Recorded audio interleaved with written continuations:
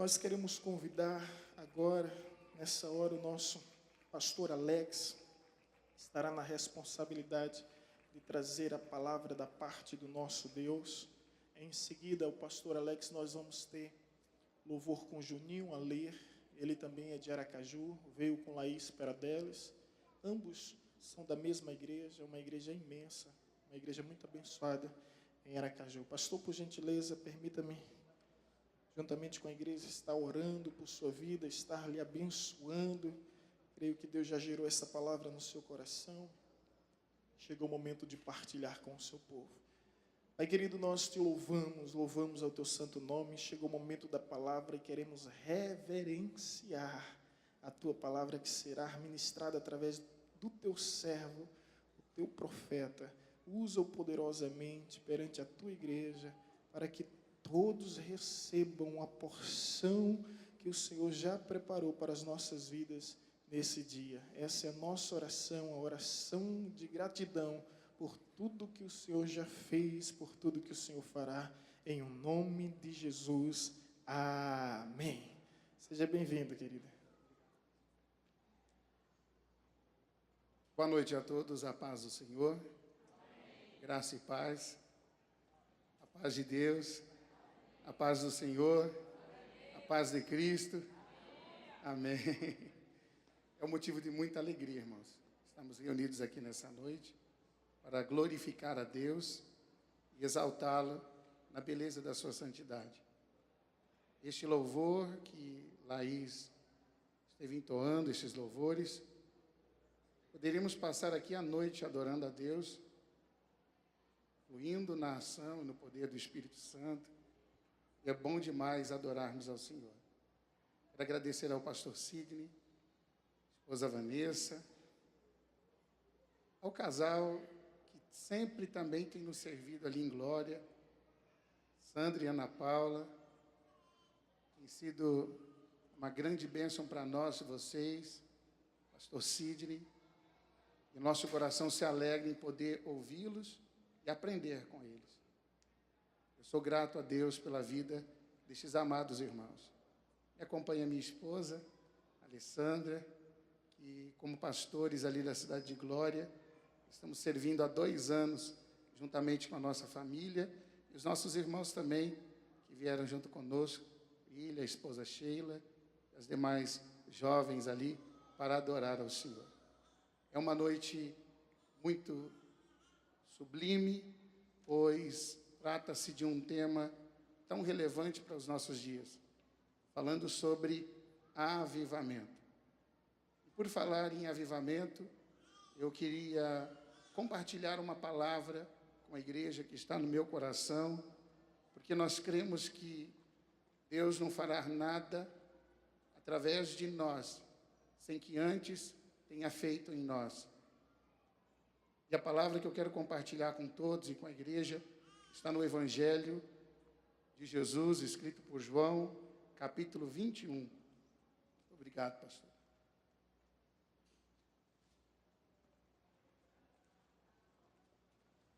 Estou com a voz, sentindo muita dificuldade na voz. Nós servimos alguns irmãos nos povoados, e esses dias nós estivemos ali, com muita poeira, e atacou aqui uma alergia, então estou sentindo um pouco de dificuldade na voz. Peço perdão e peço que você continue orando por mim e me entenda. Capítulo 21, vamos ler do 1 ao 18. Depois disso, manifestou-se Jesus outra vez aos seus discípulos, junto ao mar de Tiberíades, e manifestou-se assim. Estava juntos Simão, Pedro e Tomé, chamado de Dimo, e Natanael, que era de Caná da Galileia, e os filhos de Zebedeu e outros 2 dos seus discípulos. E disse Simão Pedro: vou pescar. E disseram eles: também nós vamos contigo. Foram e subiram logo para o barco, e naquela noite nada apanharam. E sendo já amanhã, Jesus se apresentou na praia, mas os discípulos não conheceram que era Jesus. Disse depois Jesus: filhos, tem alguma coisa para comer? Responderam eles: não. E ele lhe disse: lançai a rede à direita do barco e achareis. E lançaram, pois, e já não podiam tirar pela multidão de peixes. Então, aquele discípulo a quem Jesus amava disse a Pedro: é o Senhor. E quando Simão Pedro ouviu que era o Senhor, cingiu-se com a túnica, porque estava nu, e lançou-se ao mar. E os outros discípulos foram com o barco, porque não estavam distantes da terra, senão quase uns 200 côvados, levando a rede cheia de peixes. E logo que saltaram em terra, viram ali brasas, e um peixe posto em cima e pão. Disse-lhe Jesus: trazei dos peixes que agora apanhastes. Simão Pedro subiu e puxou a rede para a terra, cheio de 153 grandes peixes. E sendo tantos, não se rompeu a rede. Disse-lhe Jesus: vinde, jantai. E nenhum dos discípulos ousava a perguntar: quem és tu? Porque sabia que era o Senhor. Chegou, pois, Jesus e tomou o pão e deu-lhe, e semelhantemente o peixe. E já era a terceira vez que Jesus se manifestava aos seus discípulos, depois de ter ressuscitado dentre os mortos. E depois de terem jantado, disse Jesus a Simão Pedro: Simão, filho de Jonas, tu me amas? E ele respondeu: sim, Senhor, tu sabes que eu te amo. Apacenta os meus cordeiros. Tornou-lhe a dizer a segunda vez: Simão, filho de Jonas, tu me amas? Sim, Senhor, tu sabes que eu te amo. Apacenta as minhas ovelhas, então. Disse-lhe Jesus a terceira vez: Simão, filho de Jonas, tu me amas? Então ele se entristeceu por ter dito a terceira vez. E disse ao Senhor: Senhor, tu sabes de tudo, tu sabes que eu te amo. Jesus lhe disse: apacenta as minhas ovelhas. Na verdade te digo que, quando eras mais moço, te cingias a ti mesmo e andavas por onde querias.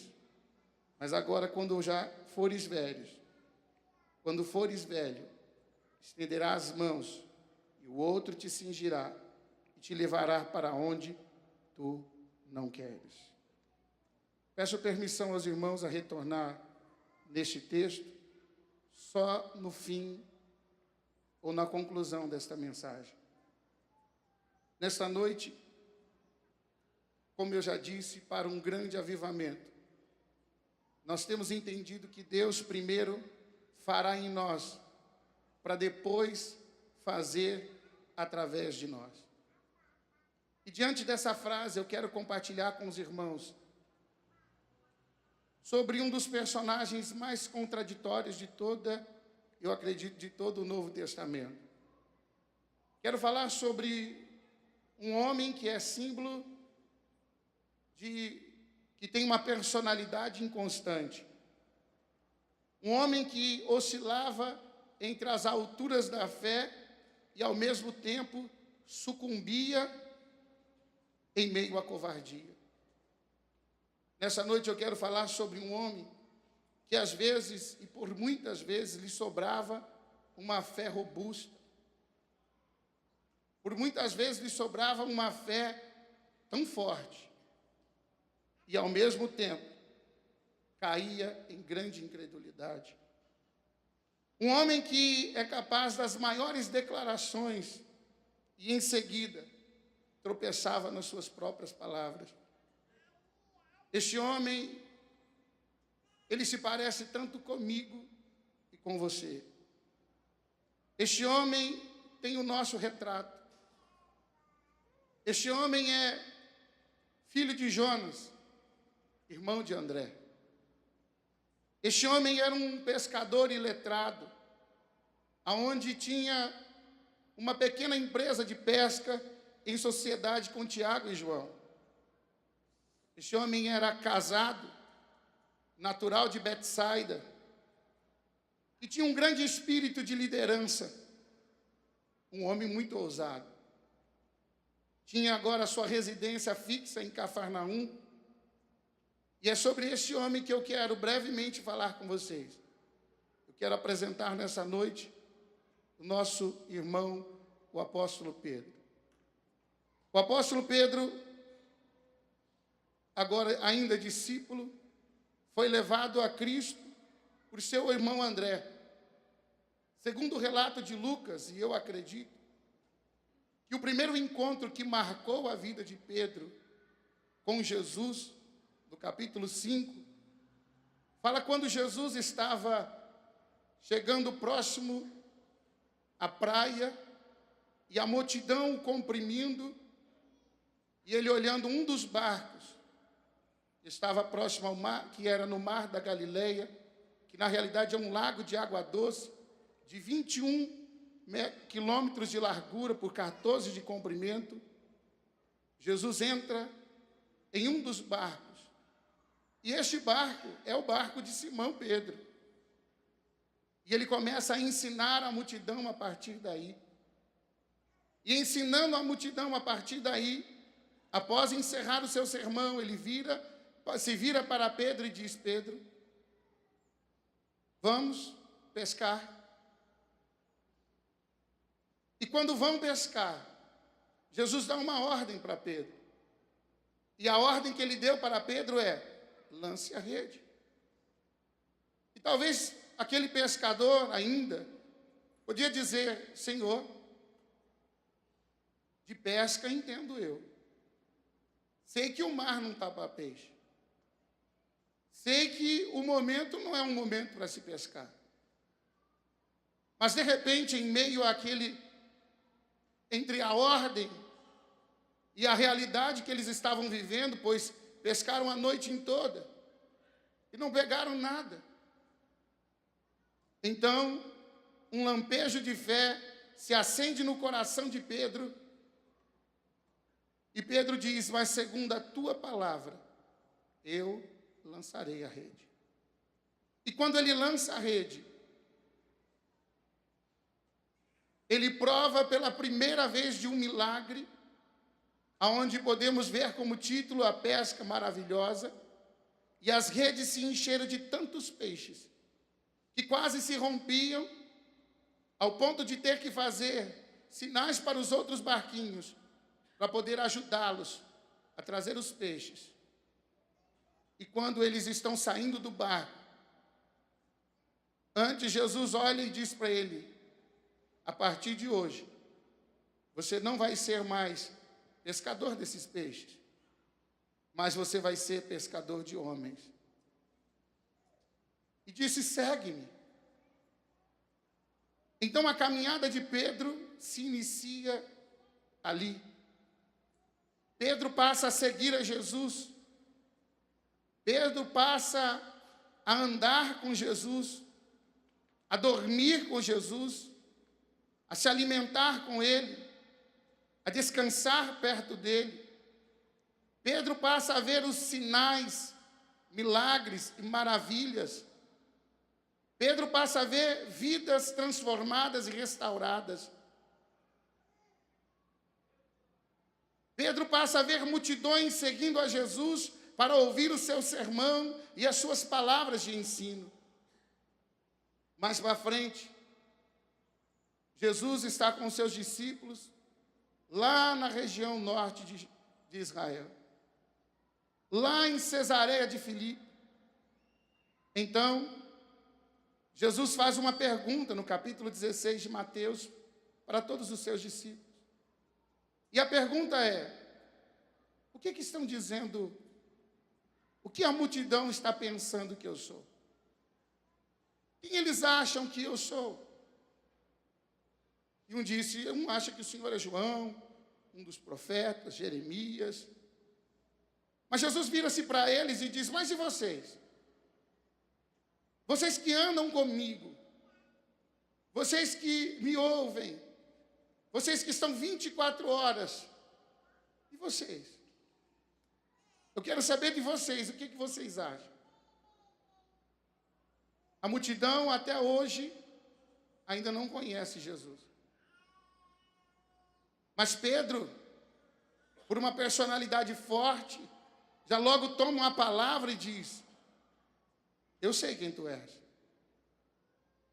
Tu és o Cristo, o Filho do Deus vivo. E agora acredito que Pedro, achando que receberia de Jesus algum elogio por ter dado uma declaração tão forte, Jesus diz: muito bem, Pedro, muito bem, mas esta declaração e esta revelação não é fruto de uma pesquisa, não é fruto do seu raciocínio e da sua inteligência ou pela sua própria força. Não pense que é pelos seus próprios méritos que você conhece quem eu sou.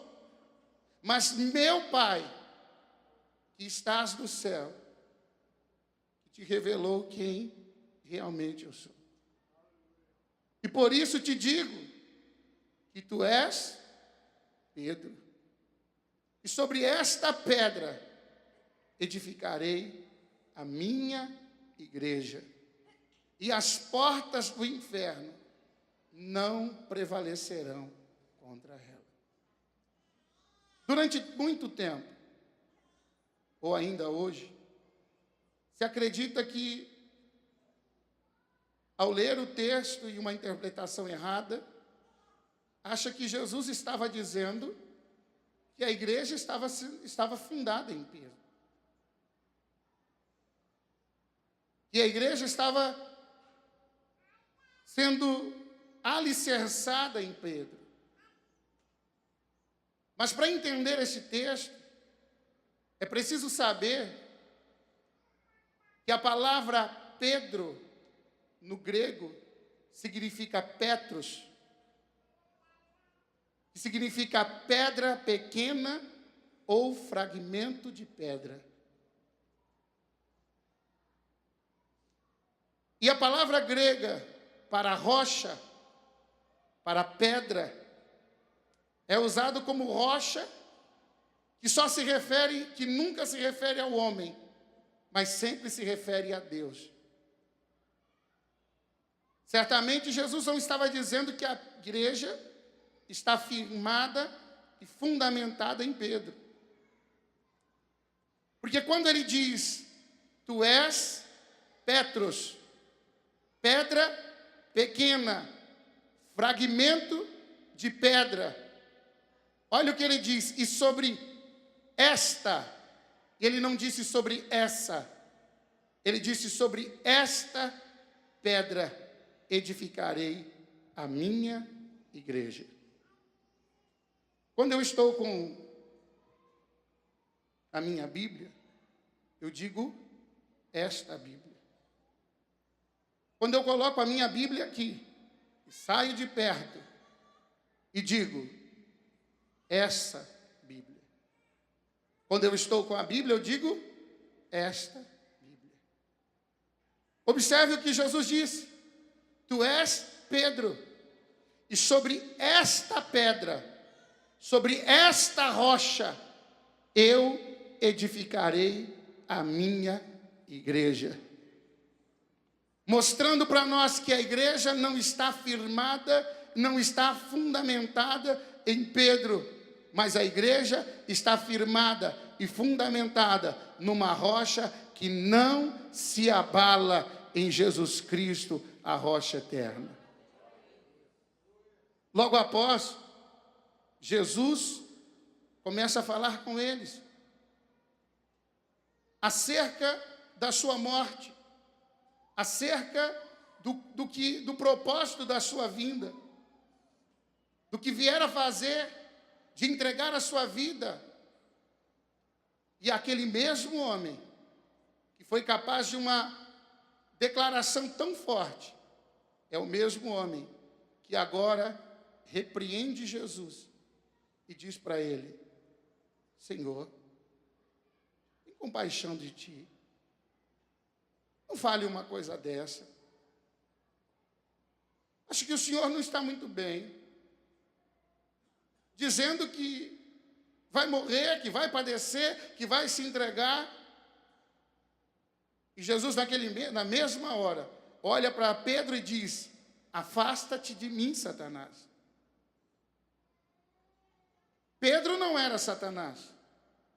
Mas o que Jesus estava dizendo é que a declaração de Pedro agora estava sob influência do maligno. Jesus manda Satanás sair, mas Pedro fica. Jesus manda Satanás arredar, mas Pedro permanece. Pedro é discípulo. Pedro está aprendendo. Pedro, como uma pedra, está sendo lapidado aos poucos. 6 dias se passaram. Jesus vai para um monte, e nós não sabemos qual foi esse monte. Alguns dizem que é Monte Tabor, pastor Sidney. E lá, Jesus está no monte, e 4 milagres acontecem. O corpo de Jesus é transformado. O seu rosto brilha. Suas vestes todas são brancas. E lhe aparecem Moisés e Elias, representante da lei e dos profetas. E Jesus só levou 3 discípulos, Pedro, Tiago e João. E Pedro, ao ver essas maravilhas, viu tudo que estava acontecendo, e diz que Moisés e Elias conversavam com Jesus acerca do propósito da sua vinda, do que ele viera fazer ali. Após ele se retirar, Pedro novamente toma a palavra e diz: que bom este lugar, que maravilhoso este lugar, Senhor. O Senhor quer que construamos 3 tendas, uma para o Senhor, outra para Moisés e para Elias. E quando Pedro termina de falar, a Bíblia diz que uma nuvem os cobriu e uma voz dizia: este é o meu filho amado, a ele o ouvi. Sabe o que aconteceu ali? O próprio Pai corrige o desvio doutrinário de Pedro. Por quê? Porque Pedro, quando ele fala de construir uma tenda, ele está equiparando Jesus a Moisés e Elias. E quando ele compara Jesus, ou equipara Jesus a Moisés e Elias, o próprio Pai corrige e diz: não, este é o meu filho amado. Ele é diferente, ele é antes de todas as coisas. Ele é o Todo-Poderoso, Senhor, meu filho, a qual eu entreguei por vós. E após essa correção, agora eles desceram o monte. E após descer o monte, Jesus caminha para Jerusalém. E quando ele caminha para Jerusalém, montado em um jumentinho, 2 multidões o recebem. E quais são? Porque agora, no caminho, antes de Jerusalém, Jesus ressuscitou a Lázaro. 2 multidões o recebem. E qual é uma multidão? A primeira multidão é a multidão que viu o milagre da ressurreição. A segunda multidão é a multidão que vem cantando hosanas ao rei, bendito é o que vem em nome do Senhor. E eles jogam os seus ramos, suas roupas sobre as ruas e vão cantando, e Jesus vai entrando em Jerusalém. Observe, toda a multidão está feliz. Toda a multidão está alegre. Toda a multidão está contente. Mas Jesus chega de frente ao templo, aos portões, e começa a chorar, como diz em Hebreus, que Jesus chorava de soluçar. Porque ele olha para Jerusalém e vê a incredulidade de Jerusalém. João descreve 7 milagres que Jesus fez, e desses 7 milagres, nenhum deles Quanto mais Jesus realizava milagres, quanto mais Jesus pregava, mais a multidão estava incrédula, mais o rejeitava. E Jesus olhava para Jerusalém e via o futuro de Jerusalém, o quanto aquela incredulidade custaria tão caro para eles. Então Jesus agora estipula e diz para os seus discípulos: vamos, é quinta-feira, procure um lugar para nós, para a ceia. E quando Pedro e João encontram um lugar chamado cenáculo, nos diz a Bíblia, e todos eles estão sentados, e Jesus chega, e quando Jesus entra, e é importante lembrar, o pastor Sidney sabe muito bem disso, toda reunião, toda celebração, aquele que organizava era responsável por providenciar a lavagem dos pés de todos eles que iam se servir. E talvez um dos discípulos poderia ter aquela atitude. Atitude de pegar uma bacia, uma toalha, e lavar os pés. Lavar os pés, lavar as mãos. Mas nenhum deles. Mas Jesus pega a bacia e começa a lavar os pés de todos eles. E quando chega agora em Pedro, Pedro diz o quê? Senhor, comigo não. Não, comigo não. Pedro, deixa eu te lavar os pés. Comigo não, Senhor. Pedro, deixa eu te lavar os pés, senão você não tem parte comigo. Não, Senhor, então, já que lavando os pés eu não tenho parte com o Senhor, então dá-me um banho, lava-me por completo. Aí Pedro diz, não. Jesus disse para ele, não, Pedro, basta só os pés, você já está limpo.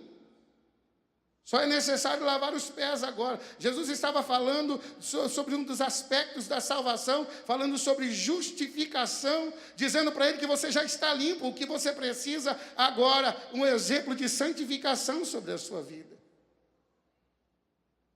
Então Jesus lava os pés. E ali passa a cear com eles. Jesus desmascara aquele que o havia de trair. E ali Jesus, com os seus discípulos, institui a ceia. E após instituir a ceia, começa a falar e dar as últimas palavras antes da sua morte para eles. Registrado capítulo 14, 15, 16 de João. Jesus fala para eles não turbarem o coração. Jesus fala para eles no capítulo 15 que ele é a videira. Capítulo 16 falando do Consolador, falando da sua segunda vinda. E no 17 Jesus ora por eles. Nisso Judas já tinha saído. E quando Judas sai, Jesus canta um hino com seus discípulos. E agora, quinta-feira à noite, Jesus vai em direção ao Getsemane. E quando Jesus está caminhando ao Getsemane, ele vira para Pedro novamente e diz, Pedro, Satanás te requereu, mas eu roguei por ti, Pedro. Jesus caminha mais um pouco e diz para ele, olha, agora todos vocês se escandalizarão comigo. Fere-se o pastor e se dispersam-se as ovelhas. E novamente Pedro toma a palavra. E Pedro diz assim, Senhor, é mais ou menos assim, eu não me garanto pelos outros. Eu não garanto os outros. Mas comigo não vai ser assim não. Eu estou disposto a ir com o Senhor até o final. Custe o que custar. Eu não vou arredar o pé. Eu vou estar contigo. Jesus vira para Pedro e diz, Pedro, antes que o galo cante, 3 vezes tu me negarás, Pedro. E caminharam. Jesus deixa os 8 discípulos. Caminha mais um pouco, deixa mais 3. Pedro, Tiago e João caminha mais à frente. E Jesus agora no Getsemane começa e diz assim: vigiai comigo, fiquem aqui, que eu vou até ali orar. E Jesus está orando, falando com o Pai. Jesus volta em agonia de alma, chega para os três, e os três estão dormindo. E o mais interessante é que Jesus não fala assim: ei, vocês três. Jesus fala: Pedro, nem uma hora vocês puderam orar, vigiar comigo. Orai e vigiai, porque na verdade o espírito está pronto, mas a carne é fraca. Jesus volta novamente a orar novamente, volta pela segunda vez e eles estão dormindo. Jesus chama Pedro de novo: e vocês não podem nenhuma hora orar comigo? Jesus volta de novo, e agora o sofrimento de Jesus, o seu suor começa a se transformar em gotas de sangue. E agora, quando pela terceira vez Jesus volta e diz: levantai-vos, homens, olhe como é que está o Getsemane. E todo o Getsemane estava claro, porque ali já estava 400 soldados romanos, mais Judas, para vir prender a Jesus. Pedro, no susto, ali acordando, meio com sono, quando viu a cena, ele pegou, tirou a espada, cortou a orelha do soldado. E Jesus põe a orelha no lugar, porque talvez, se Jesus não colocasse a orelha no lugar, talvez seria 4 cruzes ali. E Jesus põe a orelha dele no lugar. E agora, Jesus é levado preso. E Pedro, suas declarações, suas afirmações, aonde estão? Aonde estão, Pedro? Pedro não tem coragem de acompanhar Jesus de perto, mas Pedro vai acompanhando Jesus de longe, leva Jesus na madrugada para a casa do sumo sacerdote, e diz que Pedro está na frente de um braseiro, somente olhando e observando o que estavam fazendo com Jesus. E nisso passa um, conhece e diz: você é um deles. E ele repreende e diz: não, de jeito nenhum. E pela segunda vez, e Pedro dá a volta na casa, e pela segunda vez outro chega e diz: você é um deles. De jeito nenhum, não tem como, não conheço tal homem. Até a terceira vez: você é um deles, você fala como eles. E Pedro, indignado, começa a falar palavrões, reclamar e dizer: nunca vi tal homem. E quando ele pela terceira vez nega o seu Senhor, o galo cantou. A dor invadiu o seu coração, porque agora tudo aquilo que ele pensava ser, tudo aquilo que ele achava que era, ele estava sendo confrontado pela sua própria realidade. E quando ele foi confrontado pela sua própria realidade, até costumo dizer o seguinte, que a frustração, a gente acha que é do diabo. Não, mas a frustração é de Deus. A ilusão é do diabo, mas a frustração é de Deus. Por quê, pastor? Porque a frustração tem a capacidade de te trazer de volta, de colocar o seu pé no chão, de fazer você entender as suas limitações, as suas dificuldades. E aí Pedro estava agora frustrado com ele mesmo, porque ele nunca achou que passaria por aquilo. Jesus é levado, já estou encerrando, está ali no meu horário. Jesus é levado na sexta-feira de manhã, e o que acontece? Pedro não está com ele. Às 9 horas da manhã, coloca Jesus na cruz, Pedro não está com ele. 6 horas, Jesus passa na cruz. Às 3 da tarde, entrega o seu espírito ao Pai, e Pedro não está com ele. Passa-se o sábado, Pedro também não está com ele. Após a cruz, para tirar o corpo de Jesus, ao Pedro poderia estar ali para dar pelo menos o enterro digno ao seu Senhor. Pedro não está presente. Pedro, naquele momento, desistiu de si mesmo. Pedro desistiu do seu Senhor, abandonar a sua fé, abandonar o seu apostolado, abandonar a sua missão, Pedro, naquele instante, estava ali amargurado, sem saber que rumo tomar da sua vida. No domingo de manhã, as mulheres vão ao sepulcro. E o jardineiro, que assim ela pensava, diz: ele não está mais aqui, ele ressuscitou. Quando Maria tem ali um encontro com Jesus ressuscitado, qual é a ordem de Jesus? Vai e diz aos discípulos e a Pedro. Porque nessas alturas Pedro já achou que para ele não tinha mais jeito, que para ele não tinha mais solução. Deixa eu te dizer uma coisa, meu irmão. Quando você acha que para você não tem jeito, que para você não tem solução, que os seus pecados são maiores do que a graça de Deus, que o poder de Deus, do que tudo que você está vivendo, é um grande engano. Sabe por quê? Como foi dito nessa noite, aonde abundou o pecado, superabundou a graça de Deus. Você pode ter desistido de você mesmo, as pessoas podem ter desistido de você, as pessoas podem ter até mesmo te abandonado pelas suas decisões e atitude, mas deixa eu te falar uma coisa: Ele não desistiu de você, Ele continua te procurando, dizendo: vai dizer a ele, vai dizer a ela, que eu vou encontrar com eles lá na Galileia.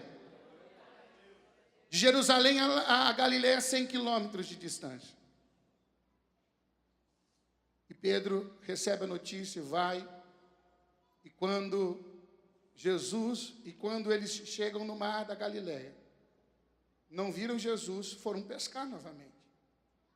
E quando vão pescar, já estou encerrando, e quando vão pescar, pescam a noite toda. Novamente, não pega nada. Novamente, não pega nada. Uma demonstração que sem Jesus você não pode nada. E sem Jesus nem um lambari eles tiveram condições de pegar naquele lugar. Mas quando eles estão retornando, eles observam que de longe uma silhueta, sem conhecer quem era, eles ouviram um grito que dizia: filhos, quem diz alguma coisa para comer? Eles disseram: não, aqui está difícil, nós não pegamos nada. E a ordem foi: lance a rede do lado direito. E João, aquele discípulo a quem Jesus amava, disse: Pedro, é o Senhor. Ele chegou. Ele veio nos encontrar. Você entrou aqui nesta noite dizendo: talvez seria mais uma reunião. Mas deixa eu te falar uma coisa. Desde quando o Avivai estava no coração dos nossos pastores, ele já estava preparando tudo e preparando essa noite e outras noites que virão, para ter um relacionamento com você. E quando eles lançaram a rede, outra vez prova de um milagre, 153 grandes peixes. Quando eles chegam na praia, tem pão e peixe, já tudo pronto para eles. Deixa eu te falar uma coisa. Você pode estar trabalhando, lutando, insistindo, mas quando Jesus chega no local, Ele cria todas as coisas. Quando Jesus chega num lugar, Ele faz brotar todas as coisas. Aquele trabalho todinho que você teve e olhou e se sentiu frustrado e diz: meu Deus, eu não consegui nada. Fique tranquilo, para Jesus é uma questão de tempo, de dias, para Ele preparar todas as coisas que você precisa. Jesus dá de comer para eles porque eles estão com fome. Jesus os aquece no braseiro. E aí eu vou encerrando, porque é a segunda vez na Bíblia que aparece a palavra braseiro. Eles comem na frente do braseiro. E agora Jesus se dirige a Pedro, na frente do braseiro. Será por quê? Porque também foi na frente de um braseiro que Pedro negara o seu mestre. E Jesus faz questão de estar na frente de um braseiro para quê? Para curar a psique de Pedro, para curar Pedro. E Jesus faz 3 perguntas para ele. E a primeira, Pedro, agora é eu e você e eu te pergunto, Pedro, tu me amas? Senhor, tu sabes que eu te amo. Pedro, tu me amas? Senhor, tu sabes que eu te amo. Pedro, tu me amas? Então, as 3 vezes Jesus diz, então apacenta as minhas ovelhas.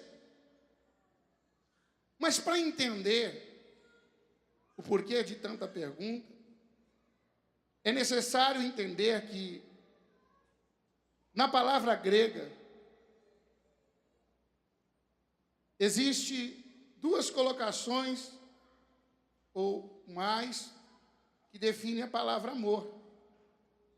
Quando Jesus pergunta para Pedro, Pedro, tu me amas? Ele pergunta num amor ágape, dizendo, Pedro, tu me amas, que é o amor incondicional, capaz de dar a vida pelo outro. E diz, Pedro, tu me amas com amor ágape? E Pedro responde para ele no segundo, que é o amor filéu, que é um amor de amigo, e diz, Senhor, tu sabes que eu gosto do Senhor. Pedro, ágape a mim.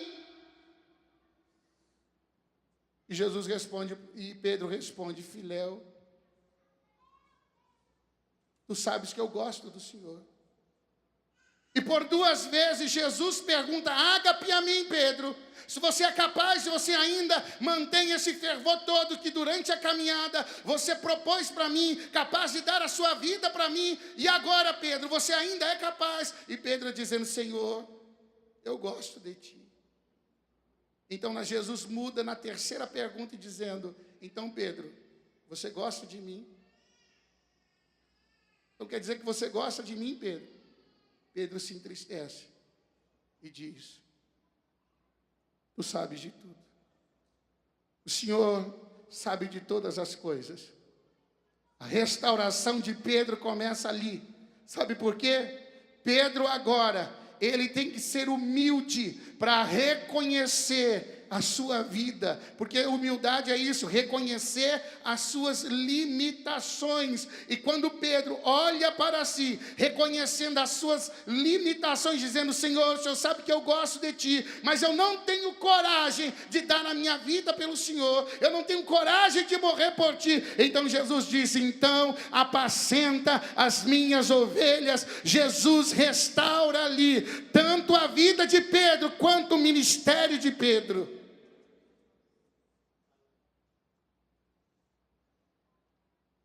Jesus diz agora, quando você for moço, quando eras moço, você se levava para onde você queria. Mas quando você for velho, está falando de maturidade. Pedro, eu te levando para um lugar de maturidade tão grande, Pedro, ao ponto, você falava sem pensar, você era impulsivo, você ainda era menino, Pedro, ainda você estava sendo lapidado, mas você vai ser levado a um lugar de maturidade tão grande, que você vai estar disposto a até mesmo a dar a sua própria vida por mim, Pedro. Encerra as minhas palavras dizendo, este mesmo Pedro,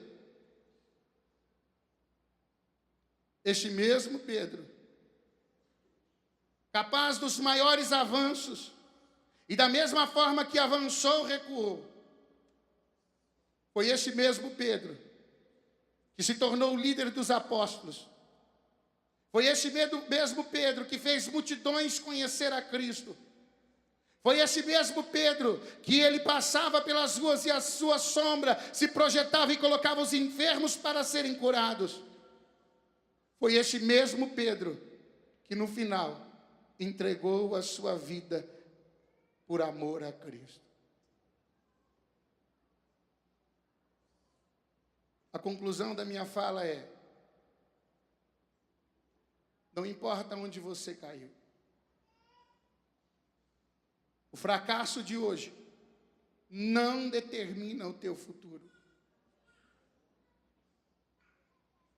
Mas o fracasso de hoje é uma oportunidade para você recomeçar.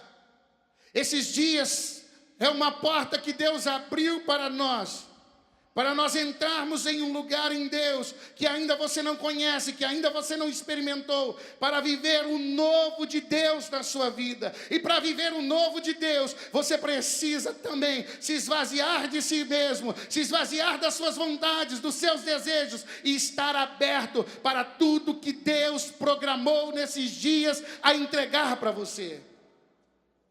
Essa mensagem é só o primeiro degrau de algo que Deus vai estar construindo durante esses dias sobre a sua vida. E eu tenho certeza que você vai provar de uma grande renovação, restauração e um grande avivamento de Deus na sua vida. Começando na sua casa, começando com a sua família, começando da forma de você tratar a sua esposa, da esposa tratar o marido, cuidar dos filhos. Deus não fará nada, irmãos, através de você, sem que antes tenha feito em você. Receba de Deus, deixe Ele tratar com a sua vida, para que a glória dEle se manifeste através de você. Agradeço essa noite. Agradeço a todos. Obrigado e desculpa passar alguns minutos. Obrigado.